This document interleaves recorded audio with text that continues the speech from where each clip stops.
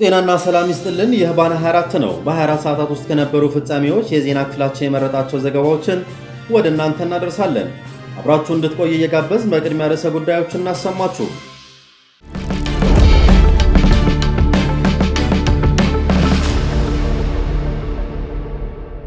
ወደ 2 ትሪሊዮን ብር የተጠጋው የአገሪቱ የቀጣዩ ዓመት በጀት ለክልሎች የመደበው በጀት ይፋ አድርጓል። መንግስት የአዲስ አበባን በጀት ሩብ ትሪሊዮን አድርጎ ሲያጸድቅ እንደ ትግራይ ላሉ በጦርነት ለደቀቁ ክልሎች ግን ዓመታዊ በጀታቸው እንዳይጨምር ወስኗል። የትግራይ ክልል ፕሬዝዳንት ጽሕፈት ቤት ግቢ ተጣሰ። አምስተኛ ክረምታችንን በመጠለያ ካምፖች አናሳልፍም ያሉ ሰልፈኞች የክልሉ ጊዜያዊ አስተዳደር የሚገኝበት የደጀን ጽሕፈት ቤት ጥሰው በመግባት ድምፃቸውን አሰምተዋል። በባህር ዳር ፋኖን የሚቃወም ሰልፍ ላይ እንዳትገኙ ሲል ታጣቂ ቡድኑ አሳሰበ። በአማራ ክልል ትልልቅ ከተሞች የብልጽግና መንግስት ሰልፍ ሊያካሄድ መሆኑን ደርሼበታለሁ ሲል ታጣቂ ቡድኑ አሳውቋል። የኢትዮጵያ ስታትስቲክስ አገልግሎት ሪፖርት የአገሪቷን ወቅታዊ ኑሮን አያሳይም ተባለ። በእንዲህ እያለ መንግስት የነዳጅ ሽያጭ ላይ 15 በመቶ የተጨማሪ እሴት ታክስ ማስከፈል ሊጀምር ነው። ከመጪው ሐምሌ ወር ጀምሮ የነዳጅ ግብይትን በዓለም አቀፍ ዋጋ መሰረት ይሆናልም ተብሏል። የአብሮነት ኢትዮጵያ ዓላማን ቢተኝነት ማቀጣጠል ነው ተባለ። ይህንተ ህዝቡ ህጋዊ ምዝገባና አመራር እንደሚኖረው ተሰምቷል። በሌላ በኩል ለአገሪቷ ሰላም ማጣት ባለሀብቱን ተጠያቂ አደረጉ። ሰዎቹ ያሏቸውን አካላትም የምትቀልቡት በገንዘብ የምትደግፉት እናንተ ሆናችሁ ሳለ እንዴት እኔን ሰላም ትሉኛላችሁ? ይህ አይሆንም ሲሉም ባለሀብቶቹን ወቅሰዋል። በኦሮሚያ የዋቄፈና እምነት ተከታዮች በመንግስት ኃይሎች ተገደሉ።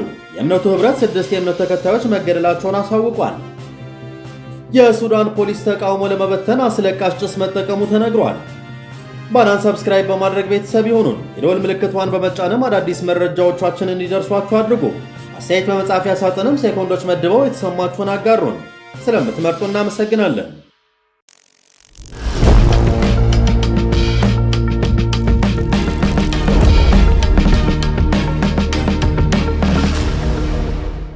ወደ 2 ትሪሊዮን ብር የተጠጋው የአገሪቷ የቀጣዩ ዓመት በጀት ለክልሎች የመደበውን በጀት ይፋ አድርጓል። መንግስት የአዲስ አበባን በጀት ሩብ ትሪሊዮን አድርጎ ሲያጸድቅ እንደ ትግራይ ላሉ በጦርነት ለደቀቁ ክልሎች ግን ዓመታዊ በጀታቸው እንዳይጨምር ወስኗል። መንግስት የኦሮሚያ ክልል የመሳሰሉትን የቀጣይ ዓመት በጀታቸው ከባለፈው ዓመት ጋር ሲነጻጸር ከ30 በመቶ በላይ ገደማ የጨመረ ሲሆን የትግራይ ክልል ግን በጀታቸው ሳይጨምር በተመሳሳይ በጀት እንዲቀጥሉ ተወስኗል። በ2018 ዓ.ም በጀት ውስጥ ሶስተኛው ድርሻ የያዘው የፌዴራል መንግስት ለክልሎች የሚያደርገው የበጀት ድጋፍ ሲሆን ለክልሎች በበጀት ድጋፍነት እንዲተላለፍ የተመደበው 314.75 ቢሊዮን ብር ነው። በሕዝብ ተወካዮች ምክር ቤት የቀረቡት የገንዘብ ሚኒስትሩ አቶ አህመድ ሺዴ በዘንድሮ ዓመት ለመንግስት ሰራተኞች የደሞዝ ማሻሻያ ሲደረግ ክልሎች ያስፈልጋቸው የነበረውን ተጨማሪ ገንዘብ የሸፈነው የፌዴራል መንግስት መሆኑን ተናግረዋል።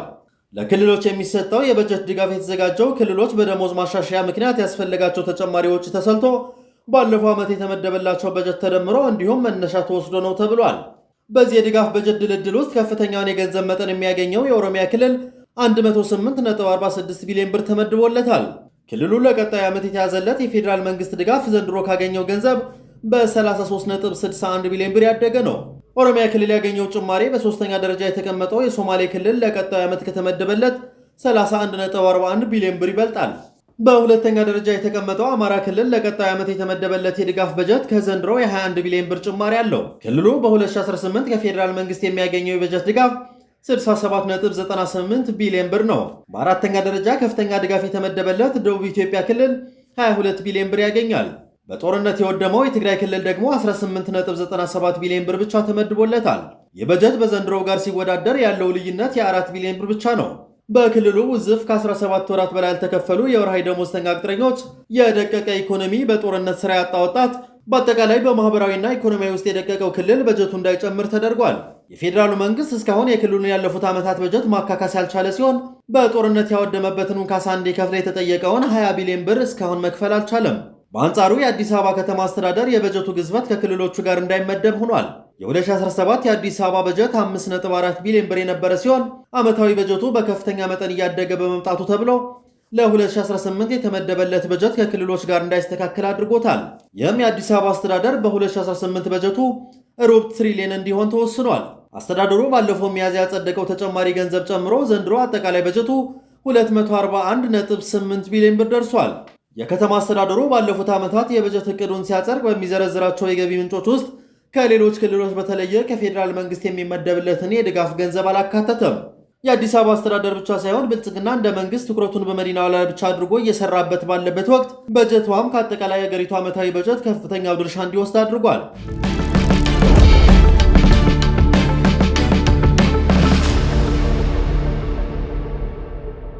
የትግራይ ክልል ፕሬዝዳንት ጽሕፈት ቤት ግቢ ተጣሰ። አምስተኛ ክረምታችንን በመጠለያ ካምፖች አናሳልፍም ያሉት ሰልፈኞች የክልሉ ጊዜያዊ አስተዳደር የሚገኝበትን የደጀን ጽሕፈት ቤት ጥሰው በመግባት ድምፃቸውን አሰምተዋል። በዛሬው ዕለት ሰኔ 4 2017 በመቀሌ ሰልፍ ያካሄዱት ተፈናቃዮች የትግራይ ክልል ፕሬዝዳንት ጽሕፈት ቤት ግቢን ጥሰው ገብተዋል። በከተማዋ ሰልፍ ያካሄዱት በትግራይ ጦርነት ከምዕራብ ትግራይና ሌሎች የኤርትራ አዋሳኝ አካባቢዎች የተፈናቀሉ ዜጎች ናቸው። ተፈናቃዮቹ በተደጋጋሚ መንግስት ወደ ቀያችን እንዲመልሰን ብንጠይቅም ምላሽ አጥተናል ሲሉ በምሬት ገልጸዋል። ዛሬ ከጠዋት 1 ሰዓት ጀምሮ ለሰዓታት በፕሬዝዳንት ጽሕፈት ቤት በራፍ ቆመው ምላሽ እንዲሰጣቸው ሲጠይቁ የቆዩ ተፈናቃዮቹ ረፋዱ ላይ ነበር የክልሉን ፕሬዝዳንት ጽሕፈት ቤት ግቢ ጥሰው የገቡት። ተፈናቃዮቹ ምላሽ የማይሰጠን ከሆነ ከዚያ አንወጣም ሲሉም ተደምጠዋል። በሀገር ውስጥና ውጭ የሚገኙ ተጋሩ ታላቅ ህዝባዊ ሰልፍ ሊያካሂዱ መሆኑን መዘገባችን ይታወቃል። በወቅቱም በሁሉም የዓለም ማዕዘን የሚገኙ የትግራይ ተወላጆች በዚሁ ሰልፍ እንዲሳተፉ ጥሪ ቀርቧል። ህዝባዊ ሰልፍ የሚካሄድበት ቀን የተቆረጠለት ባይሆንም በቅርቡ ይካሄዳል ተብሎ ነበር። የሰልፍ ዋነኛ ዓላማ በትግራይ በተለያዩ የመጠለያ ካምፖች የሚገኙ ተፈናቃዮች ወደ ቀያቸው በአፋጣኝ እንዲመለሱ የሚጠይቅ መሆኑንም ተጠቁሟል። የትግራይ ጽላል ሲቪል ማህበረሰብ የጠራው ሰላማዊ ሰልፍ በአገር ውስጥና ውጭ እንዲካሄድ በእቅድ መያዙን በመግለጫው አስታውቋል። በዛሬው ዕለትም በመቀሌ ከተማ ለ5 ዓመታት ገደማ የሚመለከታቸው አካላት መፍትሄን ሲጠባበቁ የነበሩ ተፈናቃዮች ምሬታቸውን ገልጸዋል። በክልሉ የሚገኙ ተፈናቃይ መጠለያዎች በየቀኑ አስክሬን ይወጣባቸዋል። ባለፈው ወር ብቻ በሕጻጽ ያለው መጠለያ ማዕከል ብቻ 318 ተፈናቃዮች በረሃብ ሙተዋል። አሁንም እዛው ካሉ 14000 ተፈናቃዮች 1700 በሞት አፋፍ ላይ ይገኛሉ። በአድዋ፣ አዲግራት፣ ሽረና አክሱም ከተሞች በተጨናነቁ የመጠለያ ካምፖች በሚኖሩ ተፈናቃዮች ያለው ሁኔታም አሳሳቢ ነው። እነዚህ ካምፖች ከፍተኛ የምግብ እርዳታና የሕክምና አገልግሎት እጦት ያለባቸው፣ ከረሃብ ጋር ተያይዞ በተለይ ህፃናት፣ ሴቶችና አዛውንቶች ለሞት ተጋላጭ የሆኑበት ሁኔታ ላይ ይገኛሉ። በእነዚህ ካምፖች የሚገኙ አስተባባሪዎች በየቀኑ ቢያንስ 1 ሞት እንደሚመዘገብ ጠቁመው አንዳንድ ቀናት ደግሞ 2 እና 3 ግለሰቦች በአንድ ጊዜ ሲቀበሩ ይታያል ይላሉ። የሞቱት ሰዎች በዋናነት በረሃብና በሕክምና እጦት መሆኑንም ጠቁመዋል።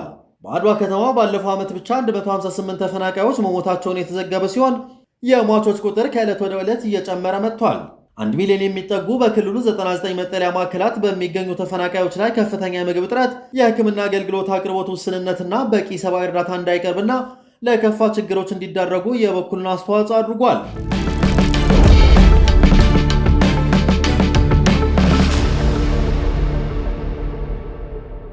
በባህር ዳር ፋኖን የሚቃወም ሰልፍ ላይ እንዳትገኙ ሲል ታጣቂ ቡድኑ አሳሰበ።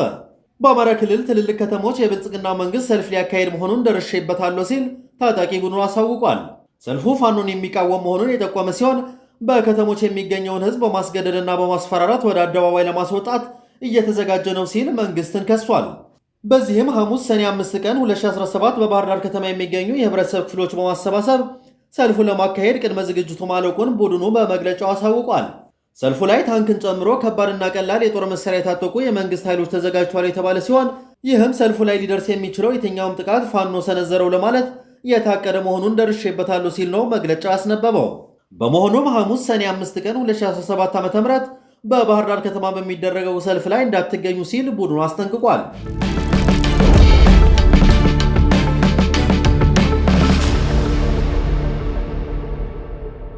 የኢትዮጵያ ስታትስቲክስ አገልግሎት ሪፖርት የአገሪቷ ወቅታዊ ኑሮን አያሳይም ተባለ።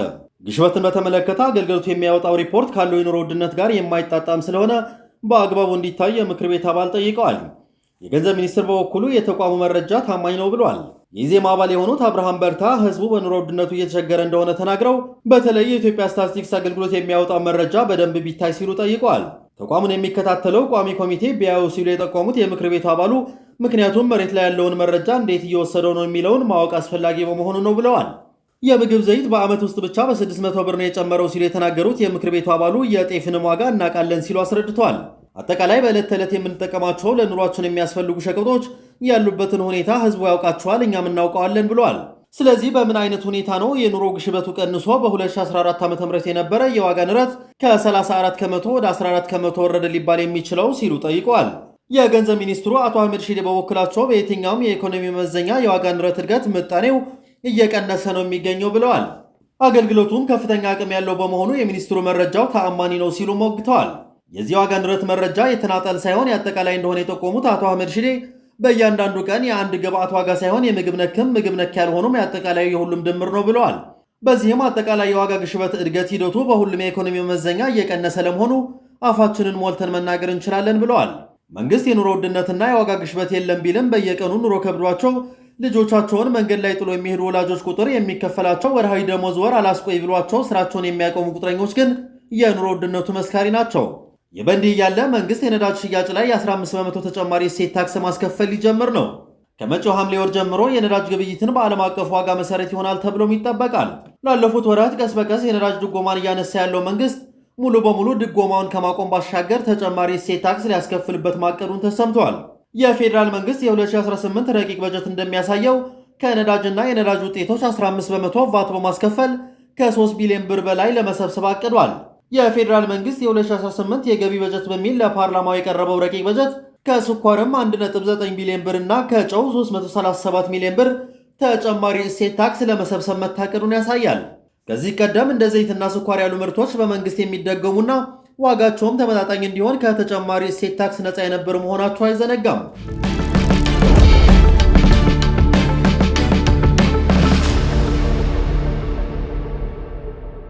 የአብሮነት ኢትዮጵያ ዓላማን ቢተኝነትን ማቀጣጠል ነው ተባለ።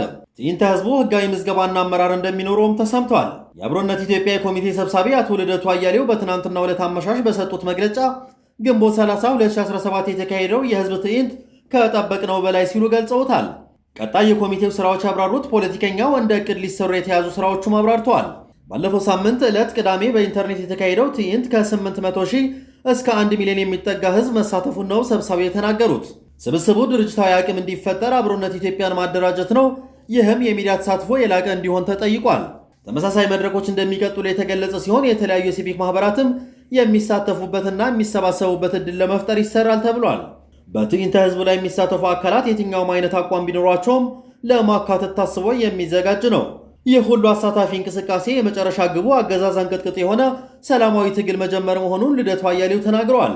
በክረምት ወራት የፖለቲካ ፓርቲዎች፣ ሚዲያዎች፣ የሲቪክ ማህበራት በማስተባበርም ትግሉን በስሜት ሳይሆን በተባበረና በተደራጀ መልክ ለማስቀጠል ይሰራል ብለዋል። ከመስከረም ወር 2018 ጀምሮ አገዛዙን የሚያንቀጠቅጥ ትግል በተደራጀ ሁኔታ እንደሚጀምርም የኮሚቴው ሰብሳቢ ተናግረዋል። ከመስከረም ጀምሮ ዝግጅታችንን ከጨረስን በኋላ ደጋግመን እንዳልነው we are serious አገዛዙም እንዲረዳው እንፈልጋለን። ህዝቡም እንዲረዳው እንፈልጋለን። አገዛዝ አንቀጥቅጥ የሆነ ሰላማዊ የህዝብ እምቢተኝነት ይቀጣጠላል ኢትዮጵያ ውስጥ። ይህ ትግል በኃላፊነት ስሜት እንዲመራ እንፈልጋለን ያሉት ፖለቲከኛው መንግስትም የሰሞኑን የህዝብ ስሜት ተረድቶ ሁሉንም ነገር በኃይል አፍናለሁ ከሚል ስሜት ወጥቶ ለውይይትና ዲሞክራሲ እንዲዘጋጅ ሲል አሳስበዋል።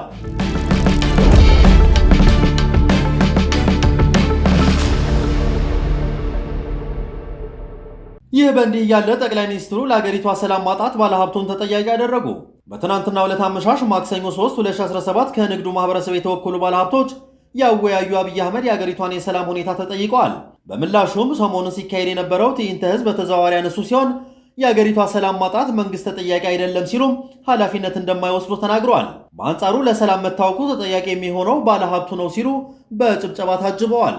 በእርግጠኝነት ግን የኢትዮጵያን ሰላም የሚያናጋው 60% የኢትዮጵያ ሀብታም ነው። 60% ሰዎቹ ያሏቸውን አካላትም የምትቀልቡት በገንዘብ የምትደግፉት እናንተ ሆናችሁ ሳለ እንዴት እኔን ሰላም ትሉኛላችሁ? ይህ አይሆንም ሲሉ ወቅሰዋል።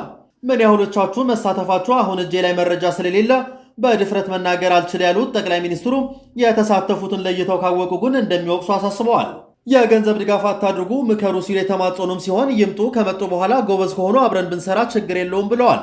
ሆኖም አሁን ላይ ሰላም እየተባለ ያለው ንግድ ነው ያሉ ሲሆን እነዚህ ኃይሎች ሰላምን ሳይሆን ታክስ የማይከፍሉበትን ንግድ ነው የተያዙት ሲሉ ገስጸዋል። ወደ ጫካ ገንዘብ አትላኩ ያሉት የብልጽግናው መሪ እንወያይ፣ የሚቀጣም ካለን ንቅጣ፣ ህግ ማስከበር ስራችን ስለሆነ ብለዋል።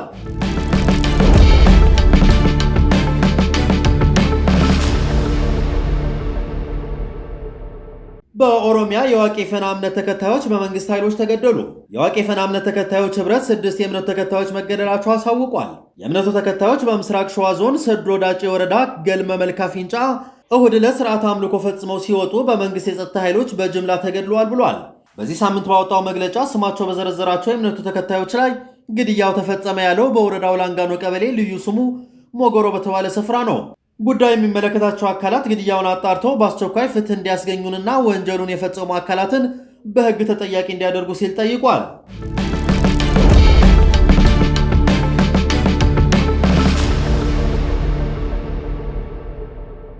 የሱዳን ፖሊስ ተቃውሞ ለመበተን አስለቃሽ ጭስ መጠቀሙ ተነገረ።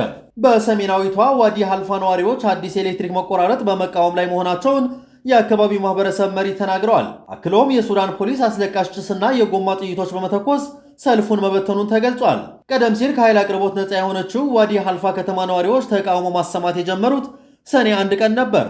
ተቃዋሚዎቹ ወደ ግብፅ ድንበር የሚወስደው ቁልፍ መንገድ ዘግቶ የነበረ ሲሆን ባለፈው ሳምንት ጥያቄያቸው በከፊል ከተሟላ በኋላ እንደገና መንገዱን ከፍተውታል።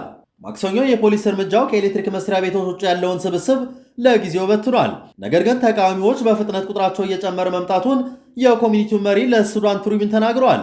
ህዝቡ ፖሊስ እርምጃ ወስዷል በማለት የከሰሷቸው የከተማው ዋና ዳይሬክተር ከስራ እንዲባረሩ ለመጠየቅ ወደ አካባቢው የመንግስት መስሪያ ቤትም ዘምተዋል።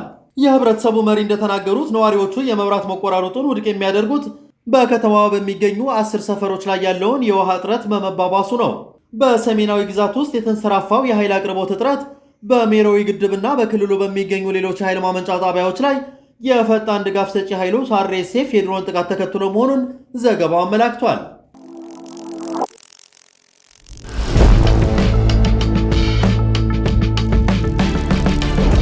ባና ሚዲያን እያደመጣችሁ ስለቆያችሁ ከልብ እናመሰግናለን።